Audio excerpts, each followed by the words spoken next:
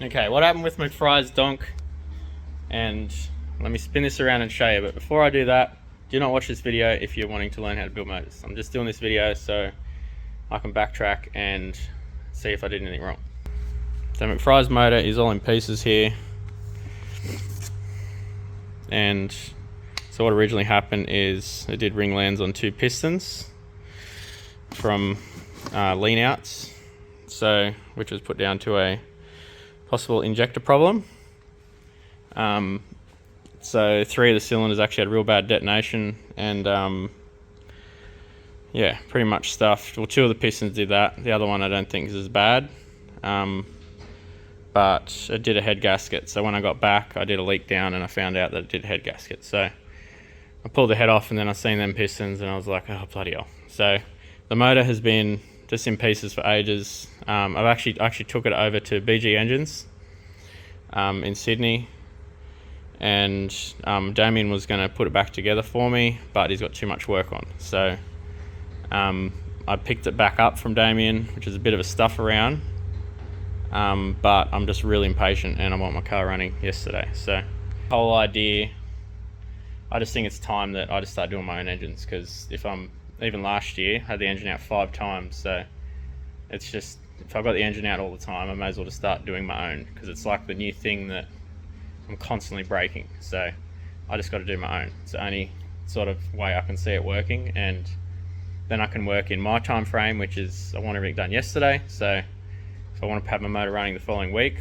I'm actually going to do whatever it takes to get it running the following week. So I'm going to give it a crack. I'm going to put it together myself. The only reason I'm putting it together myself too is all the hard work's done. So all the clearances, everything is already done. So for me, it's literally just assembling the motor. So the hard stuff's done.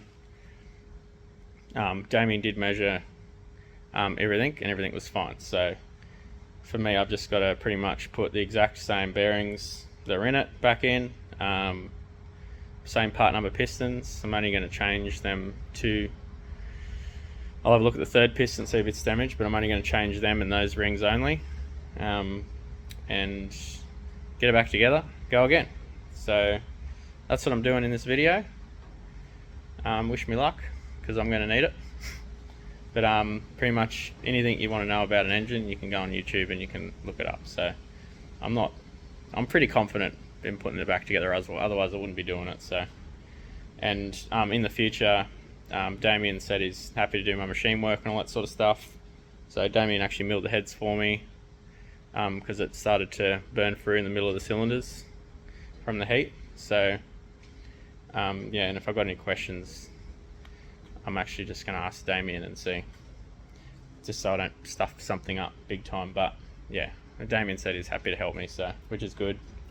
But yeah, in future I'll probably get Damien to do the short blocks and that sort of thing. I'm pretty confident doing the top ends of motors and all that sort of stuff, but at the end of the day, you just need someone that's happy to work with you. If someone's happy to work with you and stuff, then it's not hard to, you know, do the hard part of the job yourself. So, and that's what I'm doing.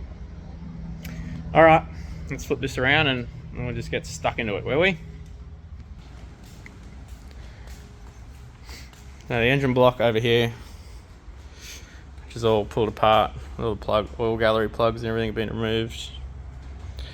The only thing I've done here is do a little extra die grinding here for the valley head studs, because it just needed a bit more material taken out, because they never seem to go in right. They always go in on an angle. So I just did a little bit of more grinding there.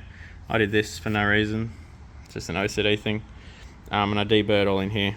So there's a lot of casting dags in there, which probably just crack off and fall down and stuff something. So I got rid of all the casting dags in there, and next thing I'm going to do is push that outside, get the pressure cleaner and pressure clean the absolute hell out of that thing, make sure I get rid of all that debris off the motor from the die grinding, and then we can start doing the other stuff. Before I get stuck into this, I need to do some maintenance on the ute, which is draining out the fuel system, getting all the methanol out of the tank, out of the header tank, everything. So what I do when I get back is I have a little drain on one of the lines running from the rear tank to the header tank, and I drain out as much methanol as I can, and then I start it up, run it, destroy my eyes in the shed and get all the methanol out, and then I chuck some unleaded in the tank, circulate it, start it again, wait until the unleaded's running through the motor, then shut it off. So then there's unleaded sitting in the bores, not methanol, because the methanol sitting in the bores will rust the bores away. So I'm going to do that first, and then get that out of the way, and then I can get stuck into all that. Full pressure clean everywhere, down through the oil galleries, and blow dry. Alright, so I got it back in the shed now. I just put some WD-40 in the bores and wipe them down. Alright, so let's put the new main bearings in there, and they're labelled upper and lower, so they're dump proof. Just got to put the rear main seal in.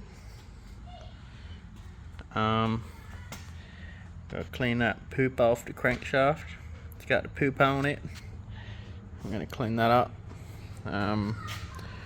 I don't know, I think I might brake clean this and air compressor out all the oil gallery ports. I reckon that'll be good enough for it, and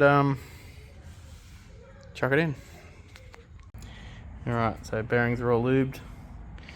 Put the rear main seal in on a slight bit of an angle, and gooped the underside, a little bit of goop there.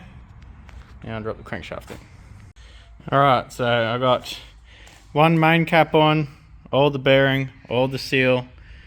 Put a tiny bit of silicone under the main cap at the back there. Stop any leaks, offset the rear main seal. And if it turns, oh, that's a good feeling. She turns. Excellent. So I've just got to, I don't know if that's the right one or not, but I'm going to put the rest of the caps on and put them in, do them up, torque tighten them, and flip it over, and then we can do some other stuff. Just this part nearly confused me because these freaking main caps don't have arrows on them, but they go tang to tang. So there's a little bearing tang to tang, tang here, tang there. No problems. Actually, I had to ask about that one because I had no freaking idea. Well, all I managed to do today was install the crank, but you know what? It turns, which is a good sign. So I'm going to call it a day, and tomorrow we can do the pistons and rings and stuff. Another little thing I noticed is the bottoms of the bores have a very, very sharp edge on them, and I'm just cleaning them up.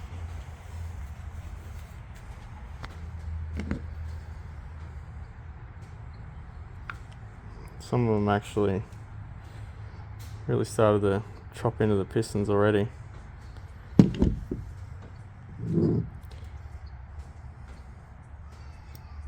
It hasn't really done any work whatsoever. So I'm going to go through and do all that. Alright, so things escalated, and I've now got all the new pistons on all the rods. Had to remove the spiral locks, push the pins out of the old ones. I just use this thing here to beat them out.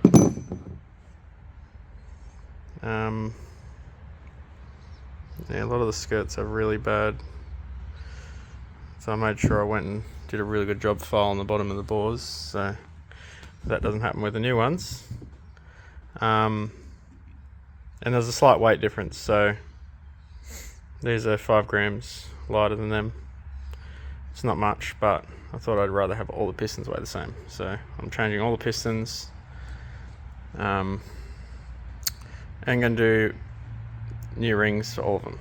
So I'm going to go through, do all that. It's going to be very painful, but at least then it'll be right. So I'm going to do all the rings, yeah, clean the bores again, wipe them with oil, get the pistons and rods in, and get the camshaft in, da da da da da. Next boring part is the ring gaps. So I'm doing the second ring at the moment with my handy Ryobi and my Trinesium ring gapper device. And then I'll do the top rings. It's very slow, that's all. But I'm just holding it like this and following all the instructions pretty much, all over it. Alright, so I've got the top ring, second ring done. I actually 3D printed my ring squaring tool. You push down to square the rings in the block.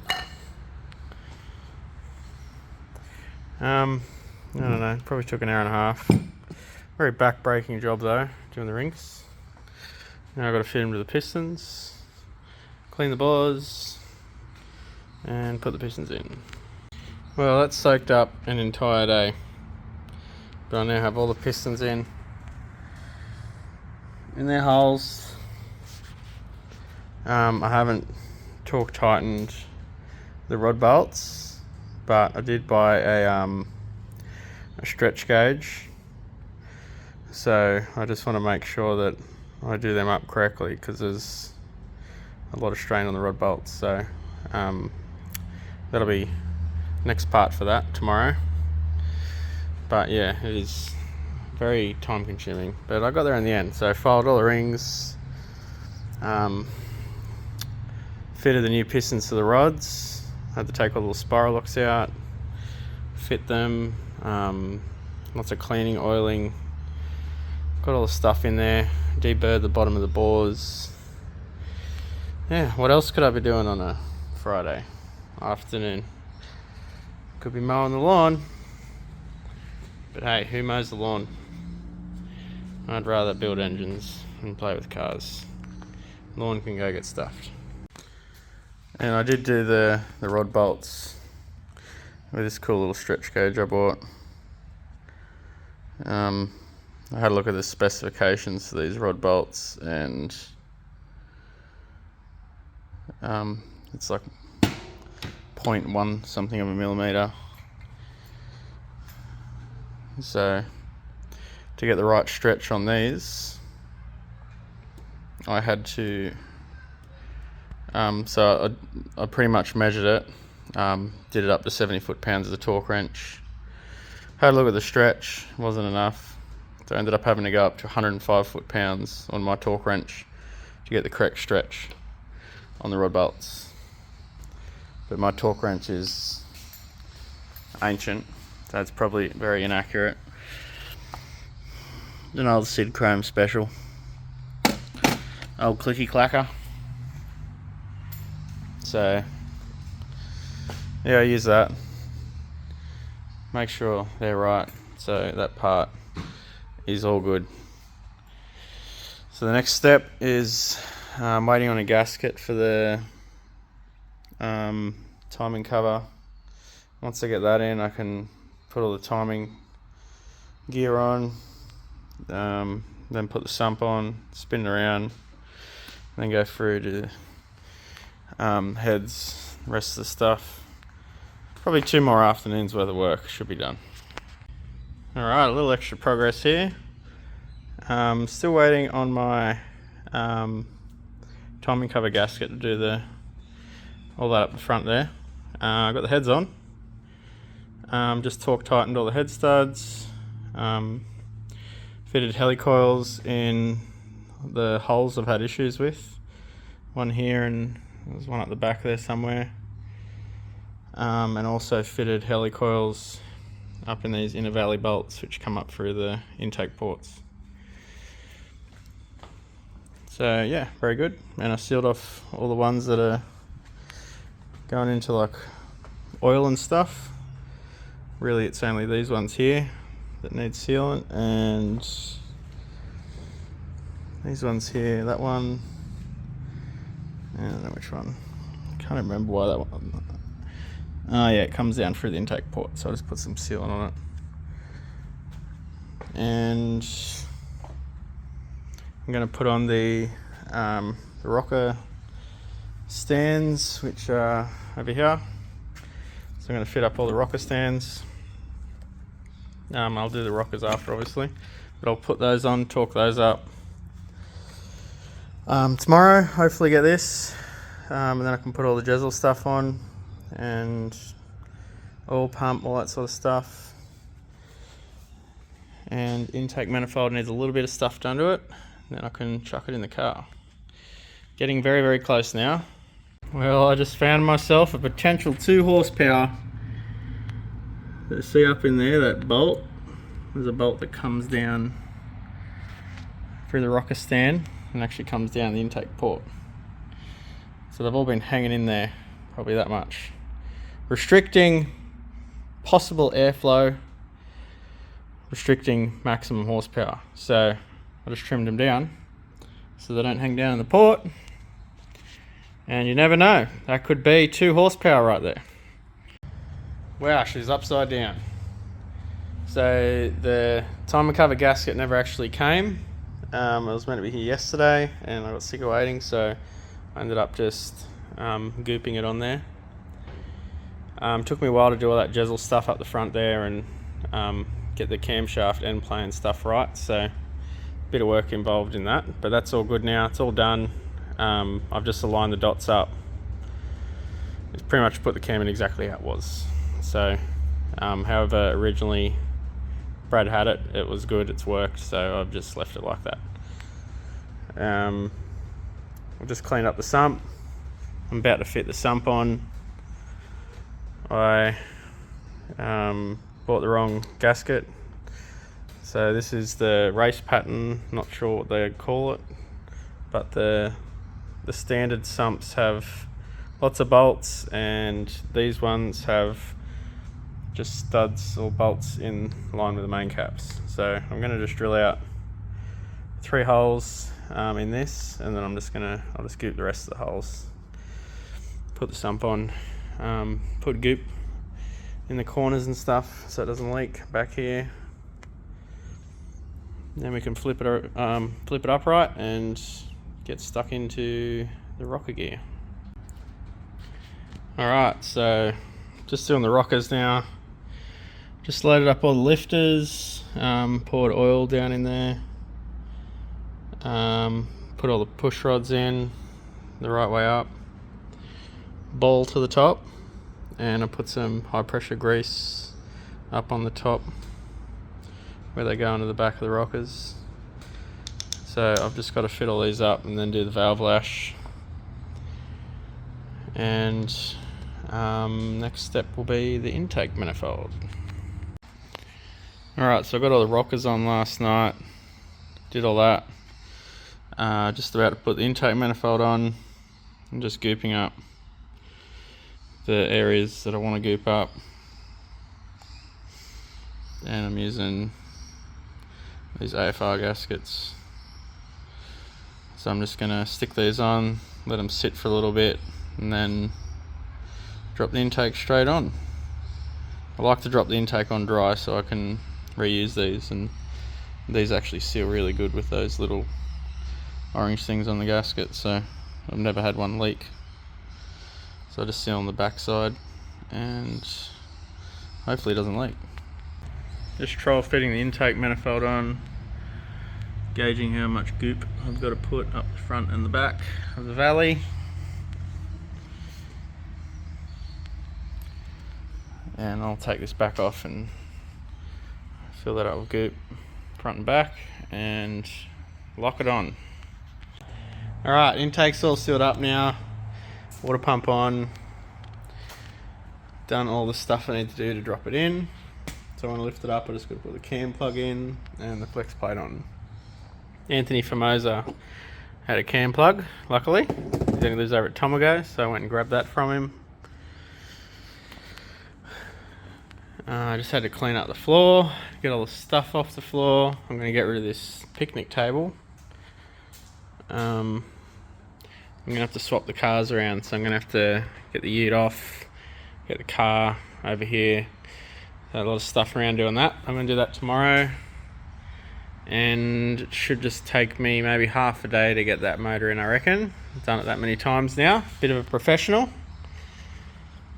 Overall, the motor did take a while to put together, but I'm kind of happy putting it together myself, I should say. It's time consuming, but I'm very happy how it turned out and everything. I just think I needed a little bit more tools next time, that's all. Like a dial indicator to measure the camshaft end float accurately would be nice, because I've only kind of done that with a feeler gauge. It's not very accurate at all.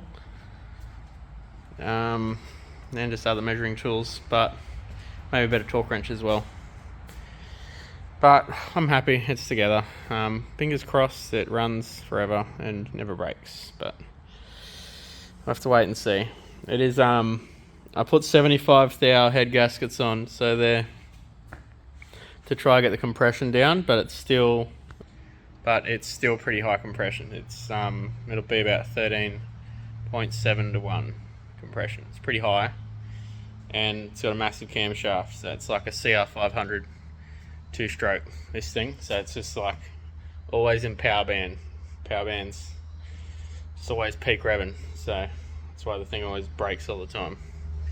But I would rather have the big bad boy cam in there, so I have all the horsepower. For now anyway. I'll probably get over it one day and get sick of pulling the friggin' motor out, but fingers crossed it just stays in there and runs and doesn't break. Let's get this thing in there and frickin' start it and hope nothing breaks. It's 38 degrees today,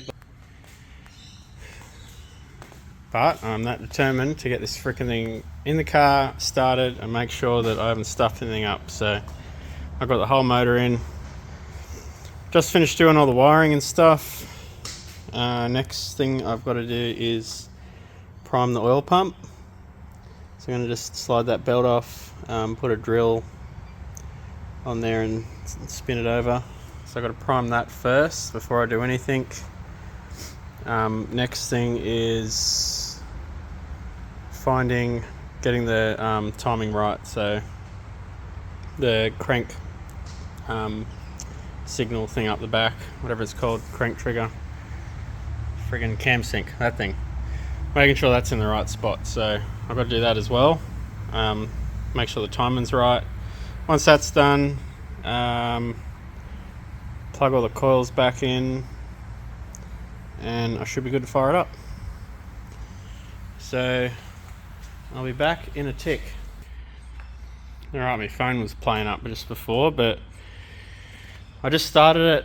Everything's running really good, which is great. So I'm just going to start it to show you guys quickly. It's got no water in it, so I can't run it for long, but I'll just start it.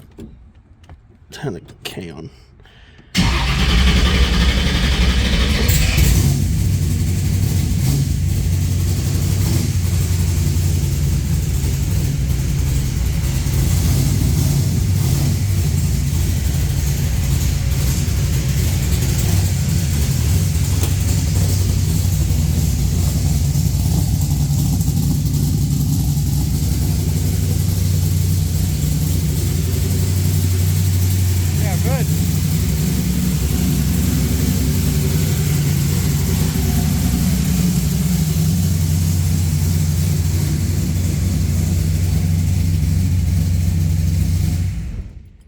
That is sick. I'm absolutely stoked. I was very worried something was gonna, I don't know, stuff up or whatever, but it didn't. It runs really good.